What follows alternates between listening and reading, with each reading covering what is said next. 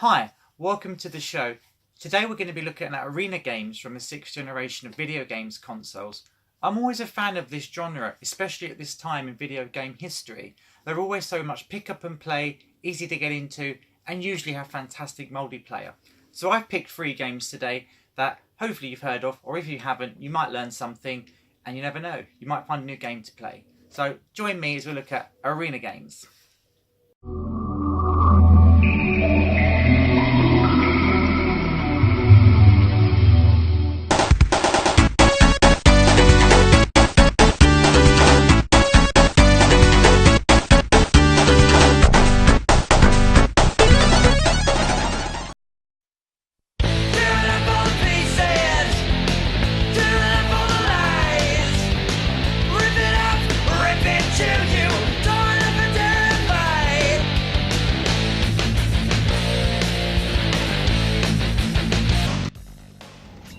Spawn was released in arcades in 1999 by Capcom on Sega's versatile Naomi arcade system.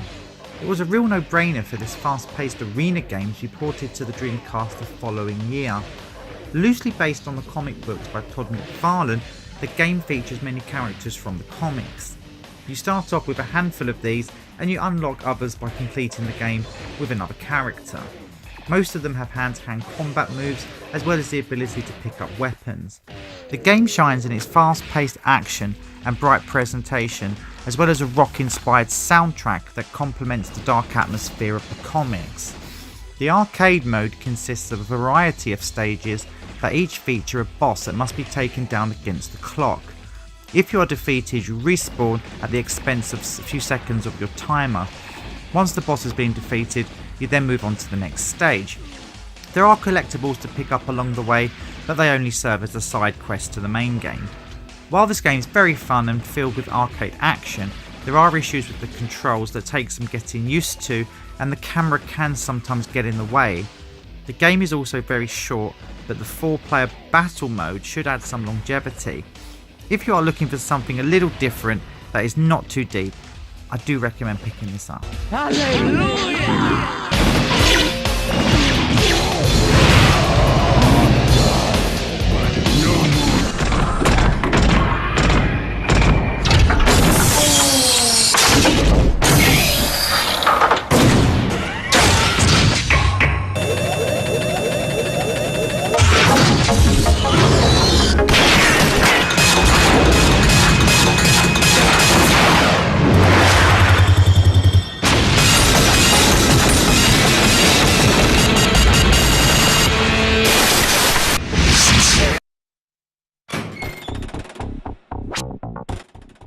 A little known gem on the Xbox, Phantom Crash is a mech combat arena game released in 2002. It was developed by Genki and published by Fantagram before the rights were sold to Konami. It was followed up with a sequel, Steel Lance Arena International, on the PlayStation 2 in 2005. The game takes place in a dystopian Tokyo future where a mech sport called rumbling is popular and provides entertainment for the masses. Your quest is to become the supreme champion by beating the stages, which are broken down into 4 classes, each with their own difficulty curve. You earn money by defeating other players, destroying scenery, and picking up cash boxes dropped during the gameplay.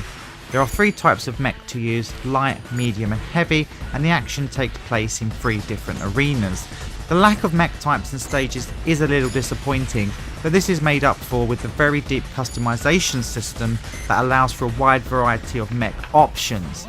You can buy lots of music from the in-game record shop, and many of the tracks are real songs in Japan's J-pop charts at the time. This is a nice touch, and the ability to create custom playlists to use during gameplay means you only hear the music tracks you enjoy the most.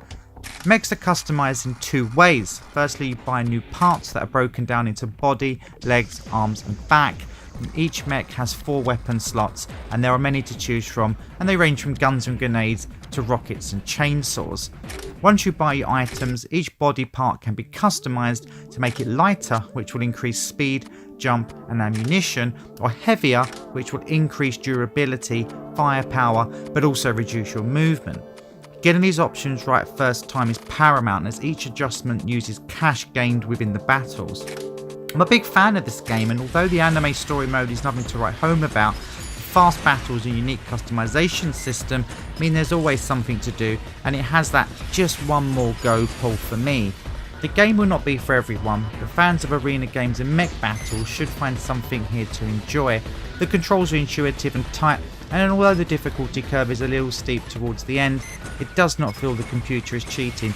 In fact, you will know what adjustments you need to make to the mech to beat the level the next time around.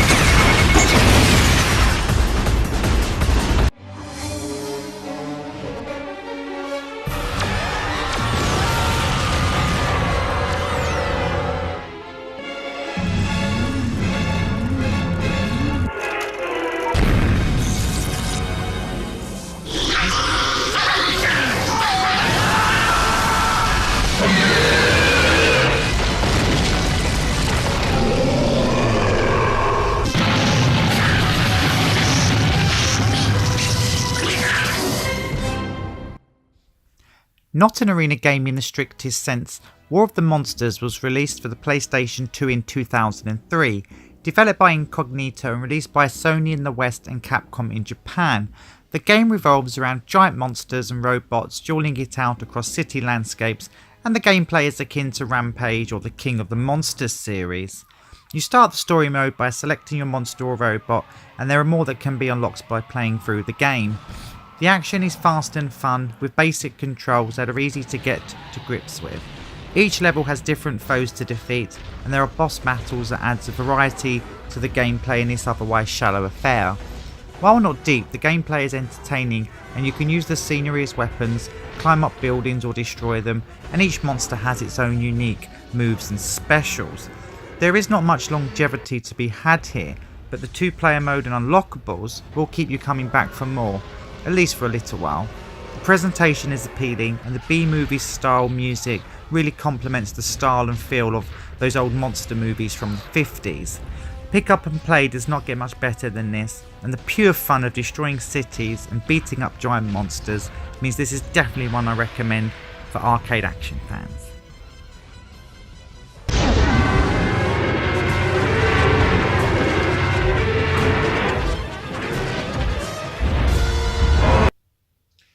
So they were my choices for arena games from that generation of video games consoles. But what about you? Do you have a favourite arena video game? Let me know in the comments. I'd like to hear what you have to say. Well, I've been Retro Faith. Thanks for watching. Keep it retro.